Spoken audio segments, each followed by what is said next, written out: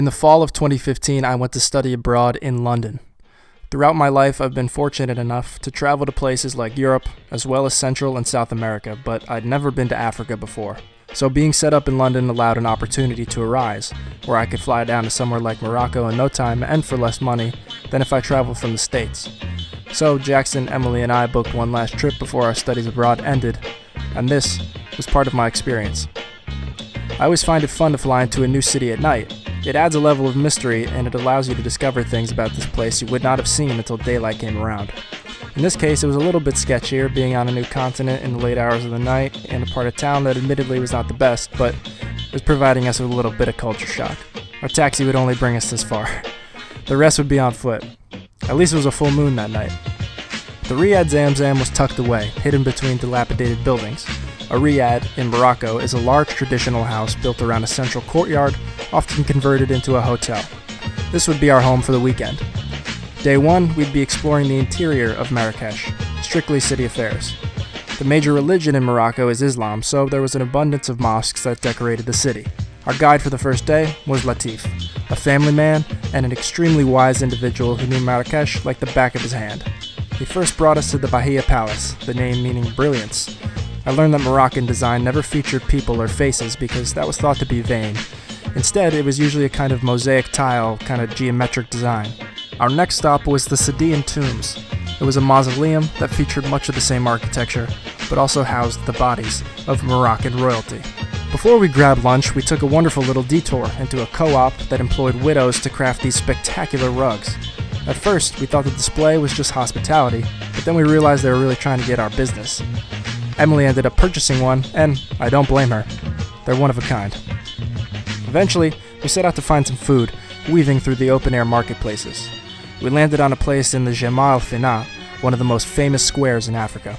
It had been a UNESCO World Heritage Site for over 30 years now. My chicken dish was tasty, and Jackson had a hard time ripping off this piece of bread, but afterwards, Latif took us to a sandal vendor, and I've never seen so many sandals in my life. There were rooms full of them. There were rooms stacked on top of rooms. Well, nobody bought anything that time, but Latif had another little niche place up his sleeve that he thought would impress us. A Moroccan pharmacy. It doesn't sound too interesting, but up these stairs, there were walls full of colorful jars, and in each one, there contained a remedy, or a home cure for whatever ailment you had. After a few demonstrations, we all cashed out for a few of these all-natural fixer-uppers. Before we made our way back to the Riad, we stopped in one more outlandish store. Everything you could have imagined was for sale there. Jackson and I walked away a little poorer, but strapped up with traditional flowing Moroccan shirts. The day was over, and sadly we had to say goodbye to our new friend. Latif arranged for the bike taxi to take us back to the Riad Zamzam.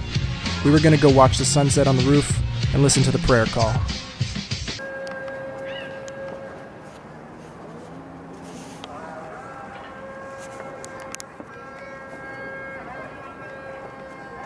On day two, our new guide was Mustafa.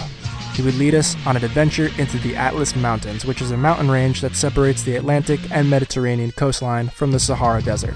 The drive from the city into the mountains would be a little over an hour.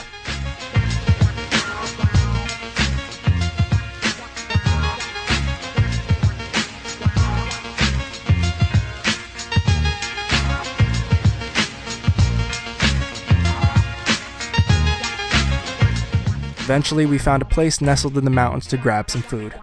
Our seating was located right next to a brook that was actually mountain runoff, and Jackson needed to cool off before our meal, so a quick dunk in the water did the trick.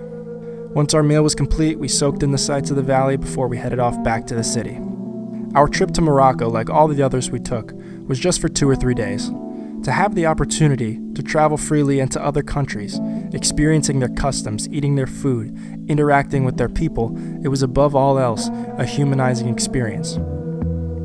I'm fortunate to have been able to study abroad, and as I said in the very first episode of this miniseries, like I'll say again now at the end of it, I highly encourage you to get outside of our borders and to see the world.